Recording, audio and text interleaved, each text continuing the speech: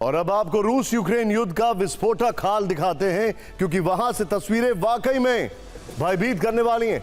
America Europe की शांति वार्ता के प्रयासों के बीच रूस यूक्रेन में दोनों तरफ से हमले तेज हो गए। यूक्रेन पर रूस का बड़ा हमला हुआ है। रूसी हमलों से कीव में भारी तबाही। रूसी टारगेट पर कीव के पावर इंफ्रास्ट्रक्चर है, और वो भी सर्दी के इस मौसम में। कीव में 6 लोगों की मौत की खबर है, 14 घायल हो गए हैं। यूक्रेन में ताजा विध्वंस की तस्वीरें ज़ेलेंस्की की फिक्र बढ़ाने वाली हैं। रूस ने बैलिस्टिक क्रूज मिसाइलों से कीव पर हमला किया। कई रिहायशी बिल्डिंग तबाह हो गई है। कीव में ब्लैकआउट के बीच पानी की सप्लाई ठप हो गई है। हमले के फौरन बाद कीव में मेट्रो सेवा भी बंद कर दी गई। कीव प्रशासन लोगों से शेल्टर में ही रहने की अपील की है। यह समझिए कि रूसी हमलों से कीव में इमरजेंसी के हालात हो गए। कीव के अलावा रूस ने यूक्रेन की पोर्ट सिटी ओडेसा को भी टारगेट किया। ड्रोन अटैक से एनर्जी इंफ्रास्ट्रक्चर को बर्बाद कर दिया। ड्रोन धमाकों से इलाके में अफरा तफरी का माहौल दिखा। रूस ने यूक्रेन पर नोवरोसिस्क से भी मिसाइलें दागी। अब सरफेस वॉरशिप से रूस ने मिसाइलों को लॉन्च किया। द गार्जियन की रिपोर्ट है कि रूस ने ताजा हमलों में 464 464 ड्रोन्स का इस्तेमाल किया है। 22 मिसाइलों से अटैक किया है। कीव में 4 किंजल हाइपरसोनिक मिसाइलें दागी गई हैं, जिन्हें रोक पाने में यूक्रेनी एयर डिफेंस सिस्टम हमेशा से नाकाम रहा है। कीव पर हुए हमले में 6 लोगों को जान भी गंवानी पड़ी है। हालांकि इस चक्कर में रूस का अपना भी काफी नुकसान हुआ है। रूस पर धमाके की सबसे विध्वंसक तस्वीरें सामने आई हैं। रूस की एक मिसाइल उसी के रिहायशी इलाके में गिरी। ये इंटरसेप्टर थी। बेसिकली कहा जा रहा है कि ये ड्रोन इंटरसेप्टर मिसाइल थी, जिसे ब्लैक सी से छोड़ा गया था, लेकिन रास्ता भटक गया। इसी तरह से रूस के क्रास्नोदार क्राई में पंतशीर का निशाना टूट गया। यूक्रेनी ड्रोन को मारने के चक्कर में पंतशीर की मिसाइल एक इमारत से जा टकराई, जिससे बिल्डिंग में आग लग गई। धमाके से इमारत के ऊपरी हिस्से में भारी नुकसान हुआ है। कहा जा रहा है कि हमले के वक्त इस इमारत में काफी लोग मौजूद थे।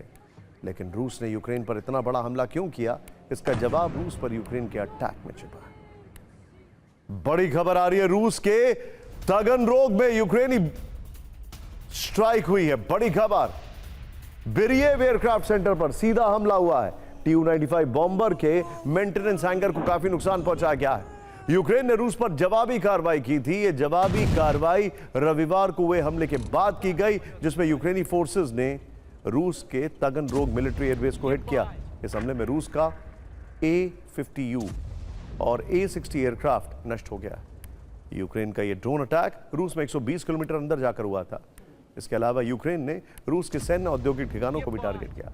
रूसी ड्रोन निर्माता मेलनिया पर एयर स्ट्राइक की गई है, और लॉन्ग रेंज ड्रोन से साउथ रूस पर भी हमला किया गया है। नोवरोसिस्क में मल्टी स्टोरी बिल्डिंग से ड्रोन टकराया, और हमले के बाद हाई राइज रिहायशी बिल्डिंग में आग लग गई। रूसी ईवी सिस्टम की वजह से ड्रोन का रास्ता भटकने की आशंका है।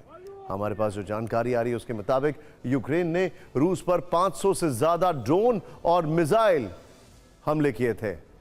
रूस को दहलाने के लिए F-1 ड्रोन और नेपच्यून और फ्लेमिंगो क्रूज मिसाइलों का इस्तेमाल किया गया था। यूक्रेन ने रूस पर रात 11 बजे हमले शुरू किए, जो करीब 8 घंटे तक जारी रहे।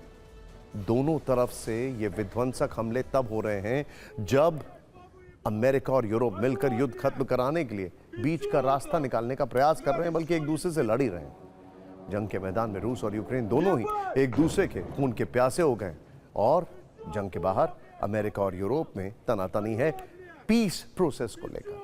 अमेरिका के जिस शांति प्रस्ताव की बात हो रही है वो पहले 28 पॉइंट का था। यह मसौदा रूस और अमेरिका की सहमति से तैयार हुआ था, जिसे यूक्रेन ने सरेंडर जैसा बताया, क्योंकि इसमें रूस पर दबाव जैसी बातें नहीं थी।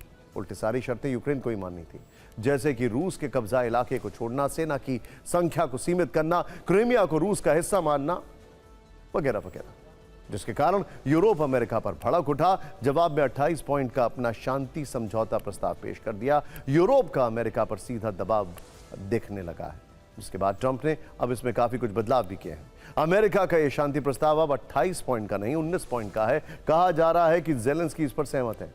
यूक्रेन ने कहा है कि नई लिस्ट अब मानने लायक बन गई है। नई लिस्ट का ब्लूप्रिंट सामने नहीं आया, लेकिन रूस तक बात पहुंच गई है, और इस बदलाव से अब पुतिन खासे नाराज बताए जा रहे हैं। उन्होंने इसके लिए सीधे यूरोप को जिम्मेदार माना है। रूस का गुस्सा यूरोप पर निकल रहा है, यानी जंग इतनी आसानी से नहीं रुकेगी, ये साफ है। सुनिए इन दोनों प्रस्तावों पर दोनों पक्षों से क्या कुछ कहा।